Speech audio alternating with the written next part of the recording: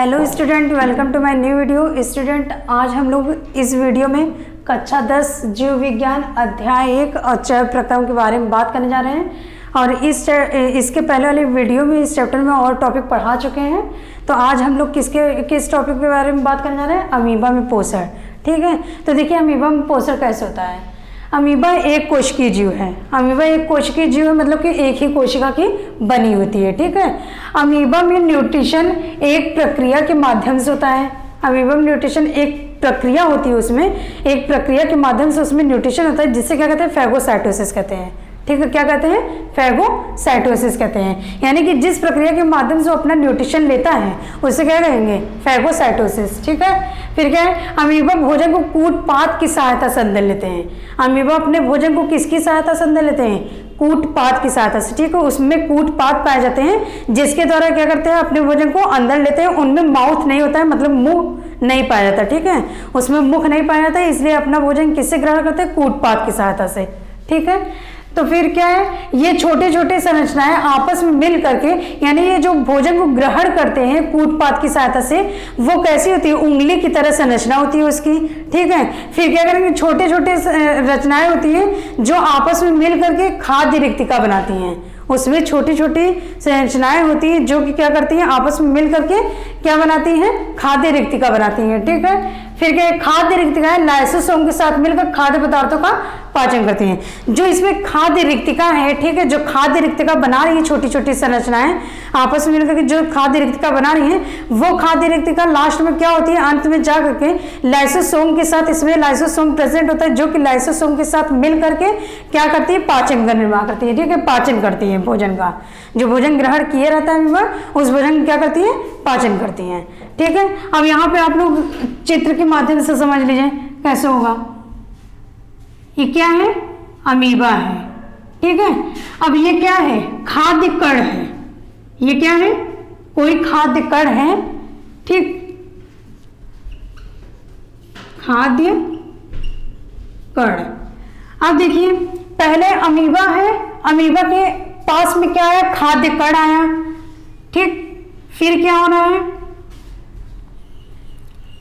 फिर अमीबा क्या कर रहा है? थोड़ा सा हल्का सा खाद्य कण के पास गया। ठीक है, हल्का सा कहां गया? खाद्य कण के पास गया। ये क्या है? इसका कूट-पाद, यानी कूट-पाद की तरह वो क्या कर रहा है? खाद्य कण को अपने तरफ खींच रहा है। ठीक है, ये क्या है? कूट-पाद। इसे पादाभ भी बोलते हैं। ठीक है, पादाभ मतलब पैर। वो अपने कूट-पाद के द्वारा ही क्या करता है? खाद्य कण को अपनी तरफ खींच रहा है। ठीक है, फिर नेक्स्ट प्रोसेस में क्या करेगा? नेक्स्ट स्टेप में क्या करेगा? ये पूरा ले लेगा। ठीक है, जो खाद्य कण है उसको क्या करेगा? अमीबा पूरा ले लेगा, पूरा अपने अंदर ले लेगा। तो इसे क्या कहेंगे? खाद्य रिक्तिका। क्या कहेंगे? खाद्य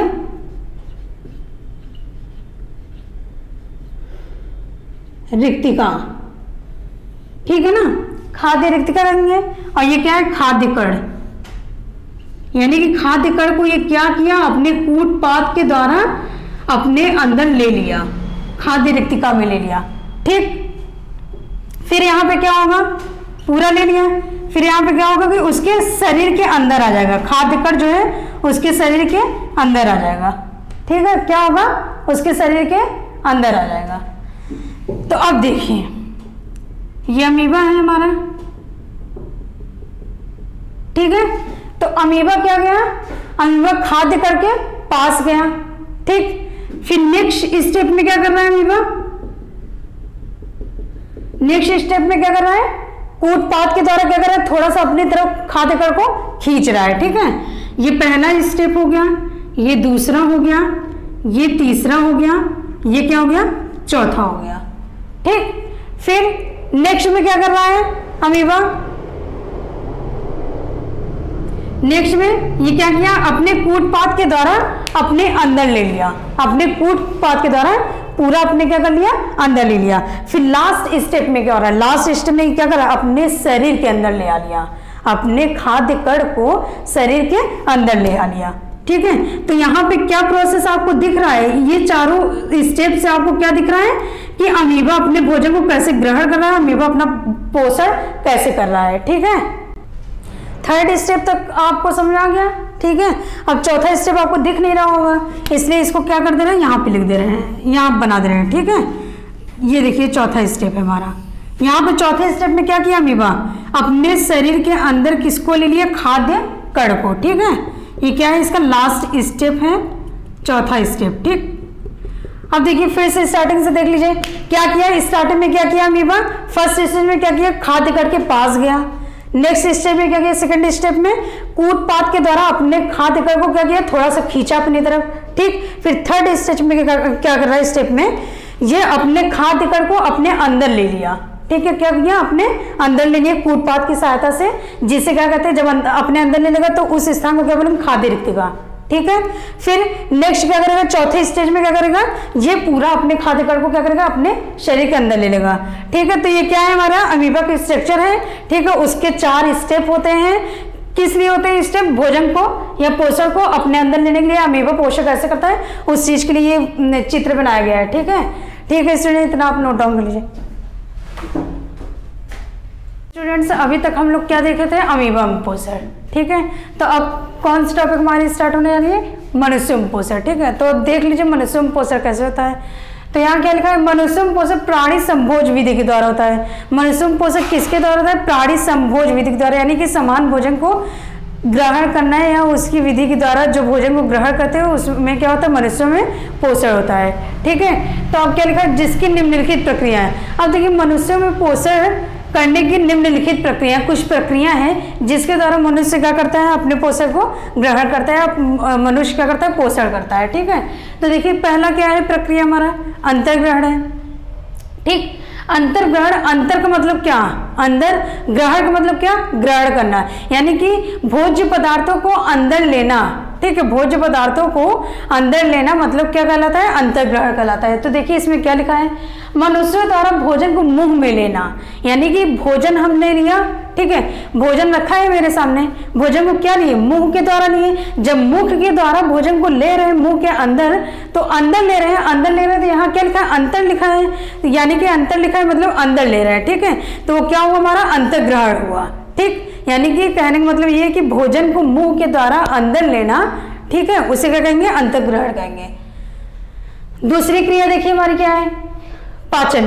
ठीक, तो पाचन में देखिए क्या है, वह क्रिया जिसमें भोजन को यांत्रिकी और रासायनिक रूप से छोटे छोटे घटकों में विभाजित कर दिया जाता है। ठीक, ताकि उन्हें रक्त धारा में अवशोषित किया जा सके। यानी कि अब पाचन में देखिए क्या होगा, आपने भोजन को लिया, ठीक है, भोजन मुंह के द्वारा दिया, वो अंतर्ग्रहण हो गया। अब पाचन में देखिए क्या है, उसके आगे क्या प्रोसेस होता है, भोजन को मुंह में आपने ले तो लिया, लेकिन जटिल भोजन को लिया है। ठीक है, जटिल भोजन को लिया है मतलब यांत्रिकी को लिया है, फिर उसको क्या करेंगे, रासायनिक में कन्वर्ट करेंगे, रासायनिक में बदलेंगे। यानी कि भोजन को हमने मुंह में लिया है तो हार्ड लिया है ना, हार्ड भोजन को लिया है, फिर उसको चबा चबा के क्या करेंगे, उसके छोटे छोटे टुकड़े करेंगे। जब उसके छोटे छोटे टुकड़े करेंगे तो ये क्या होगा, पाचन होगा। जब छोटे छोटे टुकड़ों में विभाजित कर देंगे तो वो कौन सी क्रिया कहलाएगी, पाचन क्रिया कहलाएगी।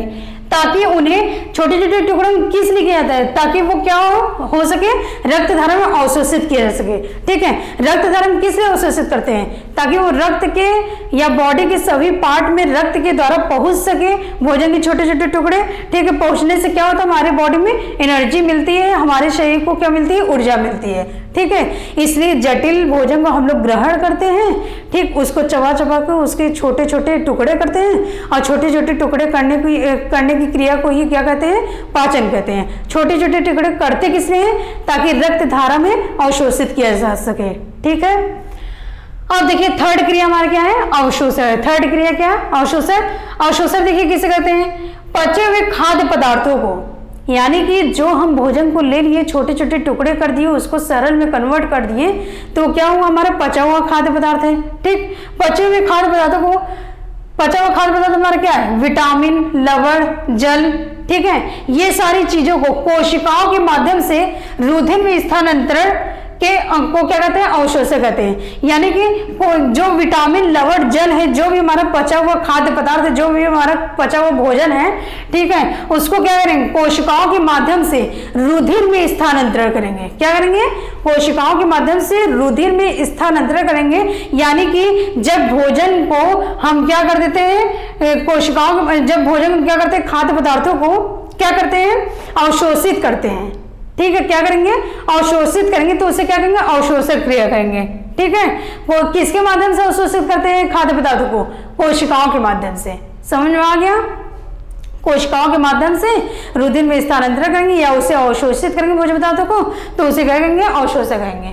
अवशोषक का मतलब क्या हुआ, अवशोषित करना। ठीक है, इसलिए इसे क्या कहेंगे, अवशोषक कहेंगे। अब नेक्स्ट क्या है हमारा, नेक्स्ट क्रिया क्या है, स्वांगीकरण। ठीक, अब देखिए स्वांगीकरण किसे कहते हैं। स्वांगीकरण क्या लिखा है, अवशोषित पदार्थों का स्थानांतरण रुधिर वाहिकाओं द्वारा शरीर के विभिन्न भागों तक होता है। जो अवशोषित पदार्थ है हमारा, ठीक है, उसका स्थानांतरण रुधिर वाहिकाओं के द्वारा शरीर के विभिन्न भागों में होगा। ठीक है, जो हमारा पदार्थ, जो हमारा खाद्य पदार्थों को, जो हमारा बॉडी है खाद्य पदार्थों को अवशोषित किया हुआ है, ठीक है, खाद्य पदार्थों को अवशोषित किया हुआ है, उसका स्थानांतरण किसके द्वारा विभिन्न भागों में होता है, शरीर के विभिन्न भागों में किसके द्वारा होता है, रुधिर के द्वारा। रक्त ही तो है जो हमारे खाद्य पदार्थों को हमारे बॉडी के हर पार्ट में पहुंचाता है। ठीक है, रक्त क्या करता है, रुधिर क्या करता है, हमारे बॉडी के या हमारे शरीर के सभी भागों में खाद्य पदार्थों को क्या करता है, पहुंचाता है। तभी हमारे पूरे शरीर में क्या आती है, एनर्जी आती है, ऊर्जा मिलती है। ठीक, तो क्या है, विभिन्न भागों तक होता है जहां उनका उपयोग जटिल पदार्थों को बनाने में किया जाता है। ठीक है, तो उनका उपयोग क्या करने में किया जाता है, जटिल पदार्थों को बनाने में किया जाता है। इस प्रक्रिया को स्वांगीकरण कहते हैं। क्या कहते हैं, इस प्रक्रिया को स्वांगीकरण कहते हैं। अब जैसे मान लीजिए आप भोजन खाएं, ठीक है, तो भोजन खाएं, आपका जो भोजन है वो अवशोषित हुआ, अवशोषित होने के बाद वो क्या होगा, रुधिर के द्वारा शरीर के विभिन्न भागों में पहुंचेगा। जब विभिन्न भागों में पहुंच जाएगा तो उसका उपयोग हम किस लिए करेंगे, जटिल पदार्थों को बनाने के लिए करेंगे। ठीक है, तो जहां पर हम जटिल पदार्थों को बनाने के लिए करेंगे उस क्रिया को ये क्या कहेंगे, स्वांगीकरण कहेंगे। ठीक है, उस क्रिया को ये क्या कहेंगे हम, स्वांगीकरण। ठीक, अब देखिए हमारा लास्ट क्रिया क्या है, बहिक्षेपण। क्या है, बहिक्षेपण।